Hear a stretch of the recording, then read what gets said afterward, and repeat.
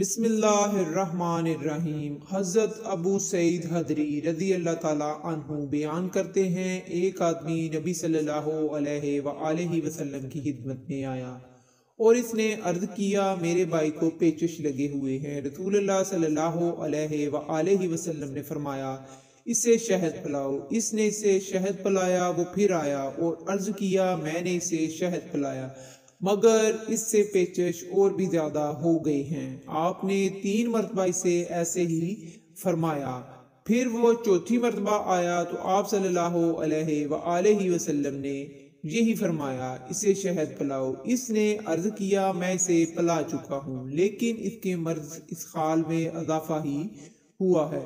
رسول اللہ صلی اللہ علیہ وآلہ وسلم نے فرمایا، اللہ کا فرمان سچا ہے جبکہ تیرے بھائی کے پیٹ کی غلطی ہے۔ اس نے پھر پلایا تو وہ صحت یاب ہو گیا۔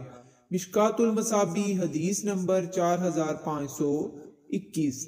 حضرت قیس رضی اللہ تعالی عنہا بیان کرتی ہیں، رسول اللہ صلی اللہ علیہ وآلہ وسلم نے فرمایا، تم اس علاق حلق کے ورم کی وجہ سے اپنی اولاد کا حلق کیوں دباتی ہو؟ بس تم یہ عود ہندی استعمال کرو کیونکہ اس میں 7 بیماریوں سے شفا ہے۔ ان میں سے ایک نمونیا ہے۔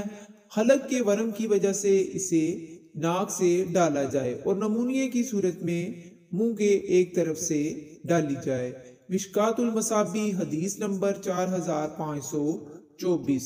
حضرت عائشہ اور رافع بن حدیج رضی اللہ تعالی عنہ نبی صلی اللہ علیہ وآلہ وسلم سے روایت کرتے ہیں، آپ صلی اللہ علیہ وآلہ وسلم نے فرمایا، بخار جہنم کی باب سے ہے، تم اسے پانی کے ساتھ ٹھنڈا کرو۔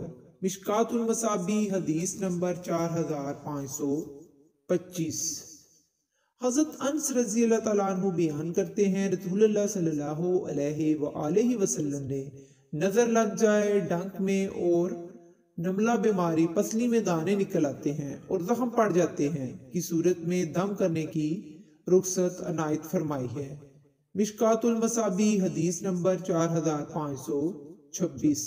حضرت عائشہ بیان کرتی ہیں، نبی صلی اللہ علیہ وآلہ وسلم نے نظر لگ جانے کی صورت میں دم کرانے کا حکم فرمایا ہے۔ مشکات المصابیح حدیث نمبر 4527۔ حضرت سلمہ رضی اللہ تعالی عنہا سے روایت ہے کہ نبی صلی اللہ علیہ وآلہ وسلم نے اس کے گھر میں ایک لڑکی دیکھی جس کے چہرے پر زردی تھی۔ آپ صلی اللہ علیہ وآلہ وسلم نے فرمایا، اسے دم کرواؤ کیونکہ اسے نظر لگی ہے۔ مشکات المصابیح حدیث نمبر 4528۔ حضرت ابو ہریرہ بیان کرتے ہیں، رسول اللہ صلی اللہ علیہ وآلہ وسلم نے حرام چیز کو بطور دوا استعمال کرنے سے بھی منع فرمایا ہے۔ حضرت ابو ہریرہ رضی اللہ تعالی عنہ بیان کرتے ہیں، رسول اللہ صلی اللہ علیہ وآلہ وسلم نے حرام چیز کو بطور دوا استعمال کرنے سے بھی منع فرمایا ہے۔ مشکات المصابیح حدیث نمبر 4539۔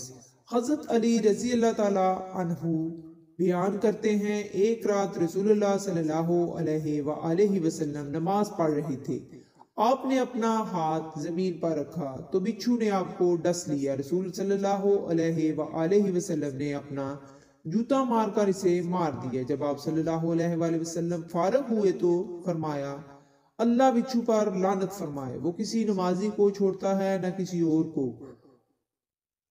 یا فرمایا کسی نبی کو چھوڑتا ہے نہ کسی اور کو۔ پھر آپ نے نمک اور پانی منگایا اور انہیں ایک برتن میں جمع کر دیا، پھر آپ اس انگلی پر جہاں اس نے ڈسا تھا ڈالنے لگے، اسے ملنے لگے اور موستین کے ذریعے اس سے پناہ طلب کرنے لگے۔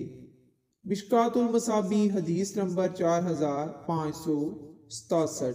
حضرت عثمان بن عبداللہ بن موہب بیان کرتے ہیں، میرے اہل خانہ نے پانی کا پیالہ دے کر مجھے سلمہ رضی اللہ تعالی عنہا کے پاس بھیجا، اور یہ دستور تھا کہ جب کسی کو نظر لگ جاتی یا کوئی اور مسئلہ درپیش ہوتا تو وہ پانی کا برتن سلمہ رضی اللہ تعالی عنہا کی طرف بھیج دیا کرتے۔ وہ رسول اللہ صلی اللہ علیہ وآلہ وسلم کے بال جو کہ انہوں نے چاندی کی گھنٹی میں رکھے ہوئے تھے، نکالتی اور انہیں اس شخص کے لیے پانی میں ہلاتی اور بیمار آدمی وہ پانی پی لیتا۔ راوی بیان کرتے ہیں میں نے اس ڈبیا میں جھانک کر دیکھا تو اس میں نے سرخ بال دیکھے۔ مشکات المصابیح حدیث نمبر 4568۔ حضرت ابو ہریرہ رضی اللہ تعالیٰ عنہ سے روایت ہے کہ رسول اللہ صلی اللہ علیہ وآلہ وسلم کے صحابہ میں سے کچھ لوگوں نے رسول اللہ صلی اللہ علیہ وآلہ وسلم سے عرض کیا کھمبی زمین کی چیچک ہے۔ رسول اللہ صلی اللہ علیہ وآلہ وسلم نے فرمایا کھمبی من و سلوا کی ایک قسم ہے اور اس کا پانی آنکھ کے لیے باعث شفا ہے، اور عجوا کھجور جنت سے ہے اور وہ زہر کا تریاک ہے۔ ابو ہریرہ رضی اللہ تعالیٰ عنہ بیان کرتے ہیں میں نے 3 یا 5 یا 7 کھمبیاں لی، انہیں نچوڑ کر ان کے پانی کو ایک شیشی میں رکھ لیا اور میں نے اپنی اس لونڈی کی آنکھوں میں وہ پانی ڈالا جس کی آنکھوں سے پانی بہتا رہتا تھا تو وہ اس سے صحتیاب ہو گئی۔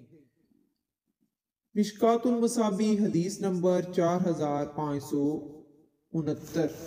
اور رسول اللہ صلی اللہ علیہ وآلہ وسلم نے ارشاد فرمایا اللہ اس کے چہرے کو روشن کرے جو حدیث سن کر آگے پہنچائے، صلی اللہ تعالیٰ علیہ وآلہ وسلم۔